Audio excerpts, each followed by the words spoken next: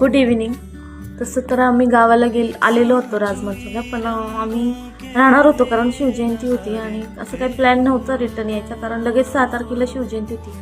पण काय काय करणार, चिनू मॅडमची तब्येत आता खराब झाली होती अचानक. तिला ना उन्हामुळे खूप डिहायड्रेशन आणि कॉन्स्टिपेशन झालेलं, त्यामुळे तिला स्टूल पास करताना खूप त्रास होत होता. तिला नुसते हार्ट स्टूल होत होती, त्यामुळे ती खूप रडायची, कणायची रडताना, अशी करताना. आणि मग त्यामुळं खूप रडत होती. त्यामुळे मग आम्ही म्हटलो की चला नको थांबायला. मग संध्याकाळी परत रात्री अजून रडली तर काय करणार ना, आणि गाव इतकं लांब आहे की मग संध्याकाळचं येऊ पण शकत नाही अंधारात.